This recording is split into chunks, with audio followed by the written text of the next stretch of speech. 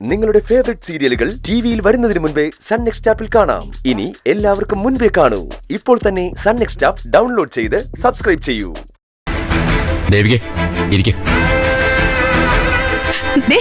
നിന്നോട് പുറത്തു പോകാനാ പറഞ്ഞേ. അഴിഞ്ഞോട്ടൊക്കെ ഗേറ്റിന് പുറത്തു മതി.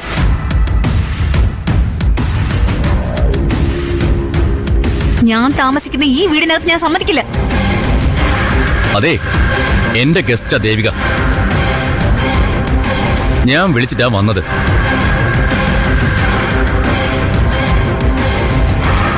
എന്റെ അതിഥികളോട് ഇതുപോലെ സംസാരിക്കാൻ നിനക്ക് ആരുടെ അധികാരം തന്നത്? ആ, അങ്ങനെ അങ്ങോട്ട് ചോദിക്കണ സിദ്ധു അങ്ങോട്ട്. ഇവളാരാ വരുന്നവരുടെയും പോകുന്നവരുടെ ഒക്കെ കണക്കെടുക്കാൻ? അവകാശമല്ലേ നിങ്ങൾക്ക് അറിയേണ്ടത്. ഞാൻ പറഞ്ഞത് അതെന്താണെന്ന്. ഈ നിൽക്കുന്ന സിദ്ധുവിന്റെ ഭാര്യയാണ് ഞാൻ. അതുപോലെ അവകാശമായിട്ട് പോരേന്ന്. പോരാ. ഭാര്യയാണ് ഭർത്താവാണെന്ന് വിളിച്ച് പറയുന്നത് മാത്രം പോരാ, അത് തെളിയിക്കുകയും വേണം.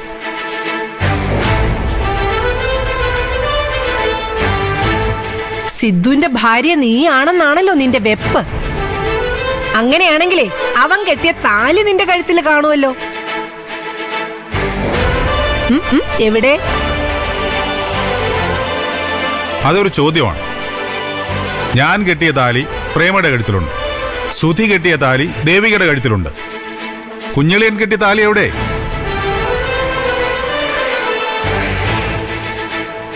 എന്താ ചന്ദ്രേ, എന്റെ നാവിറങ്ങിപ്പോയോ? ഭാര്യയാണെങ്കിൽ കാണിക്ക് താലി.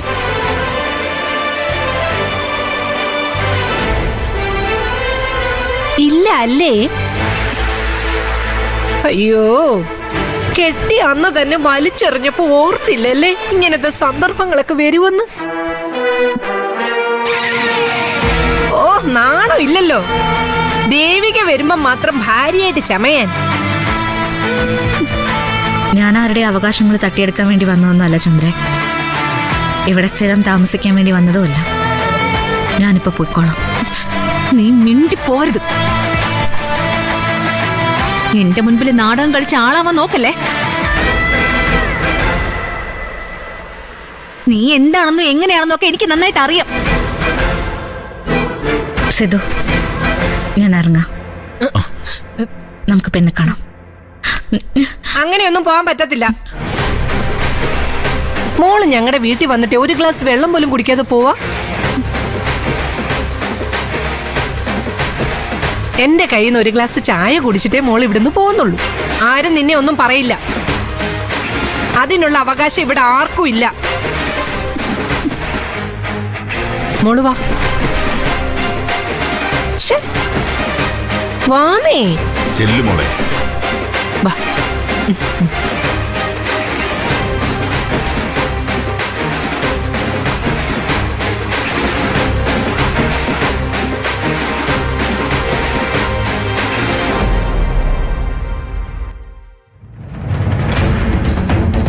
പ്രശ്നം അവർക്കല്ല, നിനക്കാ. നീ അവരെ സംശയിക്കുന്നു. ഒരു കാരണമില്ലാതെ സംശയിക്കുന്നെന്നാണ് അച്ഛൻ പറയുന്നത്. എന്റെ ഭർത്താവ് സിദ്ധുവേട്ടൻ. ആ സിദ്ധുവേട്ടനാ ഒരു പെണ്ണിന്റെ ഒപ്പം ഈ വീട്ടിൽ കയറി വന്നത്. അവരെങ്ങനെ വന്നിട്ടുണ്ടെങ്കിൽ അതിനൊരു കാരണം ഉണ്ടായിരിക്കുമല്ലോ. എന്താ അത്? ചന്ദ്രയുടെ പെരുമാറ്റം, ചന്ദ്രയുടെ അവഗണന. അളിയന്റെ മനസ്സിലെ ഇപ്പൊ ചന്ദ്രയില്ല. അതിന് കാരണക്കാരി ചന്ദ്രയാണെന്ന് അറിയാലോ. ചന്ദ്രയുടെ പ്രവൃത്തികൾ കൊണ്ടാണ് ചന്ദ്രയ്ക്ക് ഇങ്ങനെ ഒരു അവസ്ഥ വന്നത്. കൂട്ടുനിന്നോ? സിദ്ധുവേട്ടന്റെ സകല തോന്നിയാസങ്ങൾക്കും കൂട്ടുനിന്നോ? അല്ലെങ്കിൽ നിങ്ങൾക്കാർക്കും എന്നെ ഇഷ്ടമല്ലെന്ന് എനിക്കറിയാം. എല്ലാരും ഞാനൊരു പാഠം പഠിപ്പിക്കുന്നുണ്ട്. ഇതാ നിന്റെ കുഴപ്പം. നിനക്കെല്ലാവരോടും പകയും വെറുപ്പുവാ. ആരെങ്കിലും എന്തെങ്കിലും ചെയ്താൽ ഉടനെ നിനക്ക് അവരോട് പ്രതികാരം ചെയ്യണം. ഈ മാനസികാവസ്ഥ ശരിയാണെന്ന് നിനക്ക് തോന്നുന്നുണ്ടോ? അങ്ങനെയാണോ ഉത്തമയായ ഒരു കുടുംബിനി ചെയ്യേണ്ടത്? മോളെ, ഭാര്യാഭർത്തൃ ബന്ധം സ്നേഹം കൊണ്ടാ ഉണ്ടാകേണ്ടത്, അല്ലാതെ വാശി കൊണ്ടല്ല. ബലമായി ഉണ്ടാക്കിയതൊന്നും അധികനാൾ നിലനിൽക്കില്ല. അപ്പോഴേ തകരും. ചീട്ടുകൊട്ടാരം തകരുന്നത് പോലെ. അതെ, സ്വന്തം മകൻ ചെയ്യുന്ന തെറ്റ് ന്യായീകരിക്കാനേ എന്നെ കുറ്റക്കാരിയാക്കാൻ നോക്കണ്ട. ഇതിനെല്ലാം ഒരു ദിവസം നിങ്ങൾക്കൊക്കെ തിരിച്ചടി കിട്ടും. അത് കാണാനേ ചന്ദ്രയുടെ ഉണ്ടാവൂ? ഇല്ലല്ലോ. ചന്ദ്ര അടുത്ത് തന്നെ ഇവിടെ നിന്ന് തെറിക്കും. തെറിക്കും തെറിപ്പിക്കും എന്നൊക്കെ പറയാൻ തുടങ്ങിയിട്ട് നാളെ കുറെ ആയല്ലോ. എന്താ ഇതുവരെ ഒരു സ്റ്റെപ്പ് പോലും മുന്നോട്ട് വയ്ക്കാൻ പറ്റാതിരുന്നേ?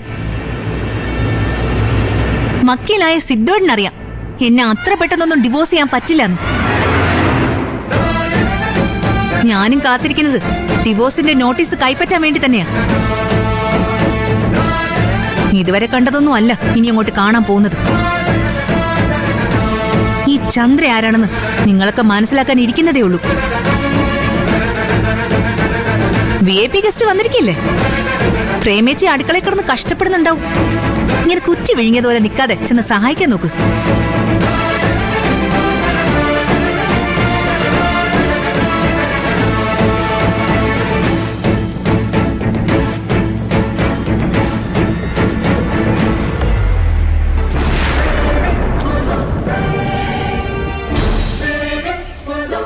സൂക്ഷിച്ചു കൊണ്ടുപോകണം.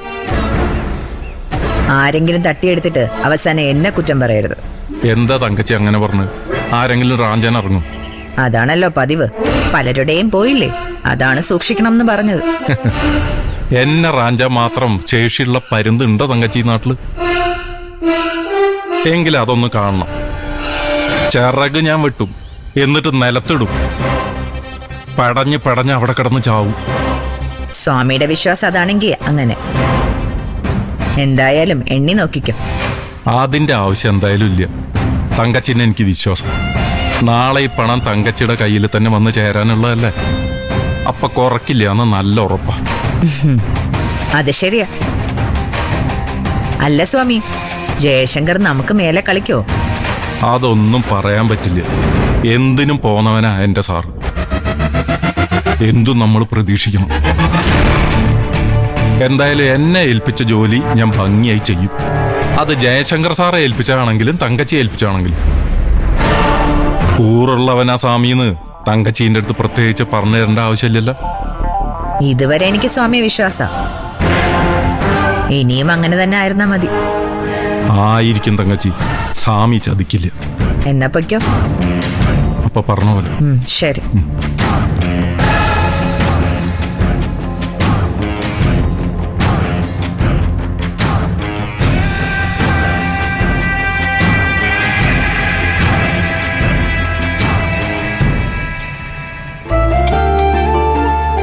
കുടിക്കും മോളെ.